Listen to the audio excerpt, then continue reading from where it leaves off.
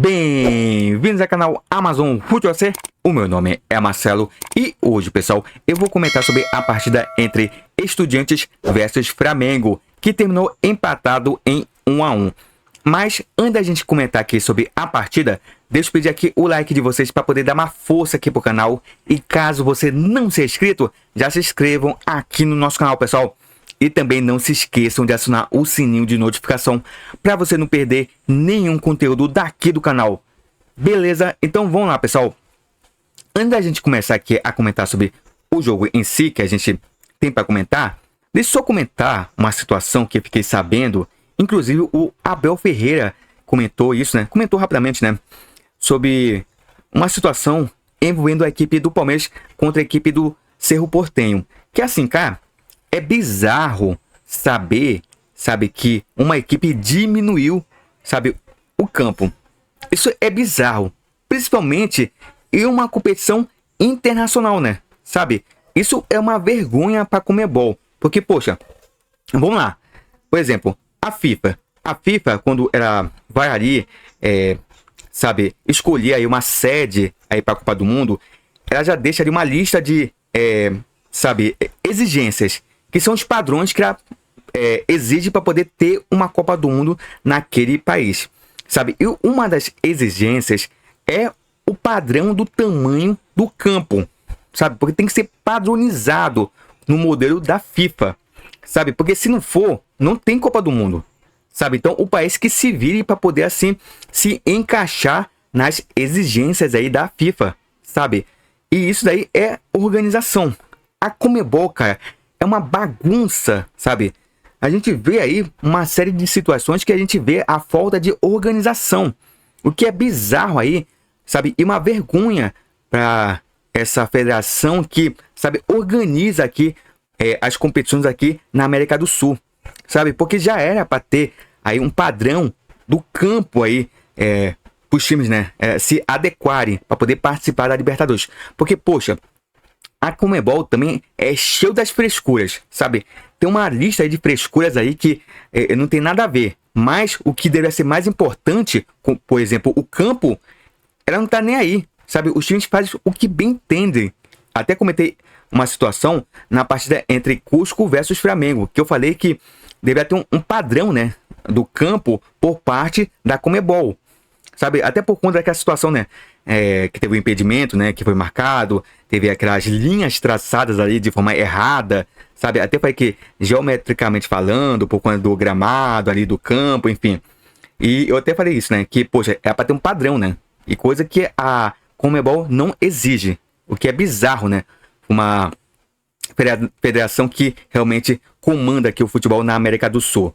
Então, isso é bizarro aí. É até uma vergonha para uma confederação aí que comanda aqui o futebol na América do Sul, né? Então, assim, o Abel Ferreira reclamar, criticar, ele tá na sua razão, porque não pode acontecer uma coisa dessa em um torneio tão importante aqui pro nosso continente, né?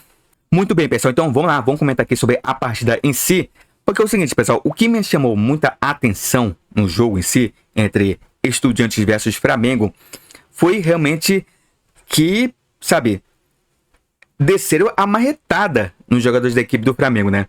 E o mais bizarro foi a arbitragem, que foi conivente com toda a violência do time argentino. Porque assim, quando a gente tá ali na partida ali, eu tava na transmissão do jogo, a gente fez a transmissão aqui no canal sem imagens, obviamente, tá bom? Somente com a minha narração.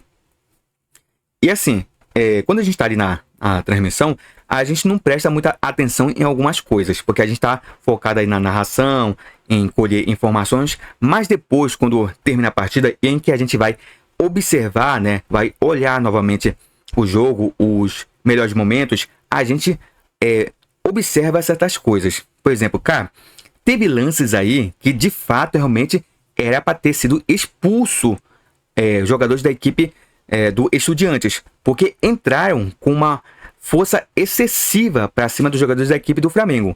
Inclusive, né, o próprio Boto tweetou aí, né, será como se chama, mais antigo Twitter, né, é o X, falou, né, nas redes sociais, de forma mais precisa, que, cara, os jogadores ficaram até com machucados, né, visíveis aí, por conta da violência dos jogadores argentinos depois da partida. O que é bizarro, né? Então, assim, teve um lance ali que o jogador praticamente entrou com uma tesoura, né? Uma tesoura de perna pra cima do jogador da equipe do Flamengo. E, se não me engano, nem cartão amarelo pegou, né? E teve outro lance ali que entrar de forma violenta pra cima do Bruno Henrique, né? Que acabou se machucando também no lance, né? E também teve um lance ali que, apesar do Royal ter cometido a falta, mas ele pegou um tapa, né? Que até desceu, né? O melado ali pelo nariz dele. E depois, né? Fiquei sabendo que até fraturou, né? O nariz ali, nesse lance. E nem cartão, né? Teve, né? Agora, o que é mais bizarro é que tinha VAR. O VAR tinha que chamar o árbitro para poder, assim, revisar os lances. Coisa que não fez. O que é bizarro, né? Então, assim, toda a conivência da arbitragem para esse tipo de situação, né? Dessa agressividade, dessa violência por parte do time argentino é ruim. Porque põe em risco a integridade física dos jogadores, sabe? E cria também uma guerra pro jogo de volta, sabe? Cria um clima hostil, o que não poderia ter, né? Porque futebol é um esporte de contato, todo mundo sabe disso. Mas também não é MMA. Quer aí lutar, então vai lá pro octógono, sabe? Porque no campo é lugar de jogar futebol, sabe? Então, assim, realmente foi uma arbitragem desastrosa ontem. Mas beleza. Vamos falar sobre a partida em si. Porque assim, o Flamengo começou a partida muito recuado. E eu reclamei demais disso, né? Porque, poxa, o Flamengo tinha time para poder encarar a equipe do Estudiantes. Tanto é que quando o Flamengo começou a jogar bola, começou a sair lá de trás, começou a levar perigo ao gol da equipe do Estudiantes. Teve chances até de sair com um placar maior, né? Ter a vitória com um placar mais elástico, sabe? Porque criou bastante, sabe? Mas assim, o começo da partida, a equipe do Flamengo ficou muito recuado, a equipe do Estudiantes ficou pressionando, mas aquela pressão falsa, né? Que a equipe pressionava, ficava com a posse de bola, mas não criava, né? Aí o Flamengo foi aos poucos aí se saltando até nascer o lance do gol, né? Que foi um lance de contra-ataque. Se não me engano, foi o Samuel Lino que fez aí toda a jogada. Ele invadiu ali pela lateral da grande área, percebeu a movimentação ali do Luiz Araújo e fez o passe para ele, né? Aí o Luiz Araújo só pegou e somente empurrou por fundo das redes, assim, abrindo o placar para a equipe do Flamengo. Inclusive, né, o Arrascaeta se machucou aí nesse primeiro tempo, né? Aí entrou o Carrascal. Que, cara, Carrascal é complicado, hein? Um jogador que foi aí contratado para ser o substituto do Arrascaeta, ele tá muito mal, né? Muito mal mesmo. É um jogador que, sabe, ele tem habilidade, mas ele tem que saber jogar mais pro coletivo e não pro individual. Essa é a verdade, né? Ele tenta ali fazer lances de efeito, mas acaba perdendo muitas vezes a bola, né? Em vez de soltar a bola, ele acaba perdendo. É complicado, né? E assim, o Flamengo vencia assim o primeiro tempo, né? Por 1-0.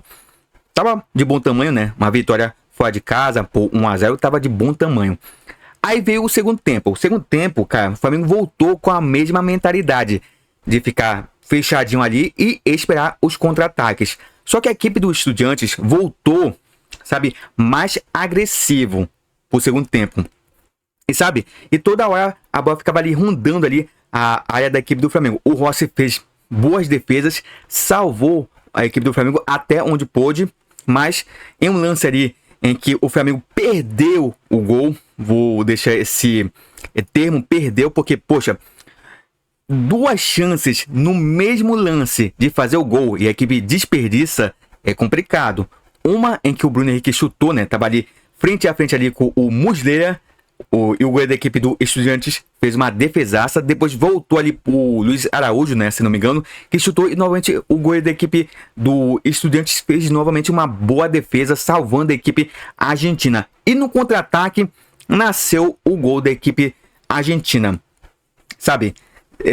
Começou ali para direita, teve o cruzamento, em que o que me chamou também muita atenção na defesa do Flamengo é que toda hora alguém subia de cabeça sozinho, sabe? E veio o cruzamento lá para a segunda trave e o jogador da equipe do Estudiantes, o Carrilho, se eu não me engano, cabeceou, né? Cabeceou meio que de peixinho, sei lá como ele... Se foi cabeçar, pegou no corpo dele, enfim. Aí a bola acabou indo pro gol, o Rossi ainda conseguiu vazar a defesa, só que a bola já tinha entrado.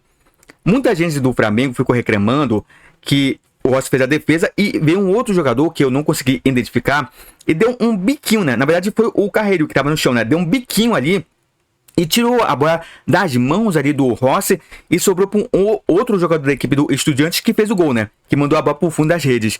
Só que aí foi ali avaliado pelo VAR que a bola já tinha entrado na cabeçada ali do Carreiro. O Rossi, quando defendeu, já tinha defendido dentro do gol, sabe? Já tinha ultrapassado a linha ali do gol. Então, naquele momento já tinha saído o gol da equipe do Estudiantes. Depois, né? Ali foi só mera formalidade, mas já tinha empatado a equipe argentina. E depois disso, o Flamengo, sabe, tentou, né, ali fazer o segundo gol, mas totalmente aí de forma bagunçada, né? Sem criatividade. Somente quando o Pedro entrou, que a equipe do Flamengo teve duas chances aí em que o Pedro chutou, né, pro gol, mas chutou de forma fraca, né? Parece que não comeu feijão, né, para chutar forte. Mas assim, o time do Estudiantes também teve uma ótima oportunidade em que o Rossi defendeu, né? Um chute a queima-roupa ali do jogador da equipe do Estudiantes e o Rossi fez uma defesaça salvando a equipe do Flamengo de pegar a virada. Porque se o Flamengo tivesse sido derrotado nesse jogo, aí, filho, tinha complicado para a equipe do Flamengo. Que por mais que tinha 2 vitórias, mas mesmo assim poderia se complicar, né? Então assim, o empate em si foi um bom resultado, porque jogou fora de casa, na Argentina, contra um time que não é fraco, tá bom? O Estudiantes não é um time fraco, é um time aí bem organizado, sabe? Então não é também essa carne assada que muita gente pensa que é, porque muita gente aí menospreza as outras equipes porque o futebol brasileiro tá dominando a Libertadores, mas não tem partida fácil na Libertadores, sabe? Flamengo e Palmeiras viram isso ontem, tá bom? Então assim, para mim o empate realmente tá de bom tamanho, mas fica aquela frustração por parte da torcida porque poderia ter tido um resultado melhor, né? E assim, né? Então assim, o que é de se lamentar mesmo foi realmente a fratura que o Arrascaeta realmente sofreu, né? Ele vai ficar 45 dias aí para poder se movimentar, né, o ombro, né, o braço, o que é complicado. Eu acho, sinceramente falando, que ele vai ficar no mínimo uns 2 meses daí para poder ele voltar realmente a fazer alguma atividade física. Porque é o seguinte, 45 dias somente para poder ele movimentar o ombro, sabe?